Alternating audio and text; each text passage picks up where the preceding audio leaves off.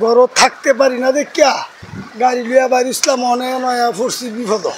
বন্যা পানির মধ্যে কে রাইব, কেউ দেহ নাই, আর খবর নাই, রান্না বাড়ি নাই, খাওয়ার নাই, দেখে করে আনে করে করতে কানমু যাওন জানা।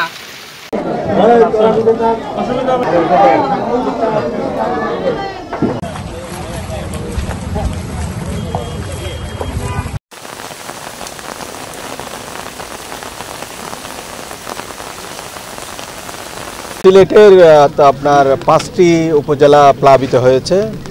আপনার কোম্পানিগঞ্জ আপনার ওয়ার্স্ট এফেক্টেড, সুনামগঞ্জের আপনার চাতক, দোয়ারা বাজার, সুনামগঞ্জ সদর এগুলো ব্যাপকভাবে প্লাবিত হয়েছে। মানুষ আশ্রয়কেন্দ্র চলে আসছে এবং কিছু মানুষ এখনও তাদের বাড়িঘরে রয়ে গেছে, কারণ তাদের গবাদি পশুকে আনতে পারে নাই।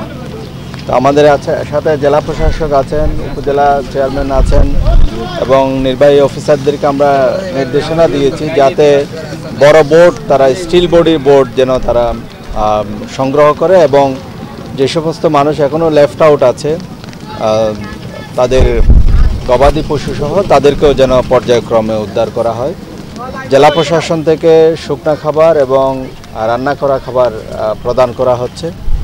আপনারা জানেন যে এখানেই 4টি আপনার আশ্রয় কেন্দ্র বিভিন্ন শিক্ষা প্রতিষ্ঠানে দেয়া হয়েছে। হাইটেক পার্কও, যেহেতু এখানে সংকুলন হচ্ছে না, হাইটেক পার্কও আপনার আশ্রয়ের ব্যবস্থা গ্রহণ করা হচ্ছে আর পর্যাপ্ত সহায়তা দেয়া হচ্ছে। তো আমরা এলাকার যারা ধনাঢ্য ব্যক্তি আছে তাদেরকেও, অবস্থা সম্পন্ন ব্যক্তি যারা আছে তাদেরকেও আহ্বান জানাচ্ছি তারাও যে যার সাধ্য মতো যেন এগিয়ে আসে। অত্যন্ত দুঃখের বিষয় যে আমরা মর্মাহত, আমরা বারাক্রান্ত মন আমাদের, যে আমাদের সিলেটের সিটি কর্পোরেশন সহ আমরা সিলেটবাসী কেউ ভালো নাই। আমাদের অনেক মানুষ কিন্তু বন্যায় ক্ষতিগ্রস্ত, পাহাড়ি ঢল নেমে এসেছে এবং মানুষ কিন্তু কষ্টের মধ্যে আছে। আমরা সারাদিন কাজ করছি, গতকালকেও আজকেও কিন্তু আমরা সারাদিন কাজ করেছি দক্ষিণ সুরমা বিভিন্ন ওয়ার্ডে এবং আমাদের কাউন্সিলর সাহেবরা কিন্তু তারা সার্বক্ষণিক, আমাদের মহিলা কাউন্সিলর তারা কিন্তু কাজ করছেন এবং আরও আমাদের কর্মকর্তারা তারাও কাজ করছেন। তো সম্মিলিতভাবে আমরা চেষ্টা করছি যাতে মানুষের দুর্ভোগ যাতে মানুষের কম হয়। এই কারণে আমরা তাৎক্ষণিক আমাদের একটি বিশেষ আমরা সভা ডেকেছি। আমাদের সমস্ত সিনিয়র অফিসাররা ছিলেন, আমাদের সম্মানিত কাউন্সিলররা ছিলেন।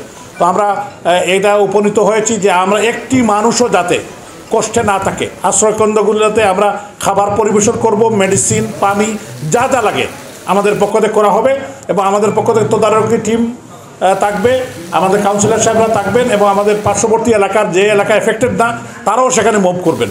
তারা নিজের থেকেই এই উদ্যোগ তারা নিয়েছেন। এই বিষয়গুলো আমরা আপনাদেরকে জানাতে চাই এবং যতদিন পর্যন্ত এই পানি না নামবে ততক্ষণ পর্যন্ত আমরা অ্যাক্টিভ থাকবো।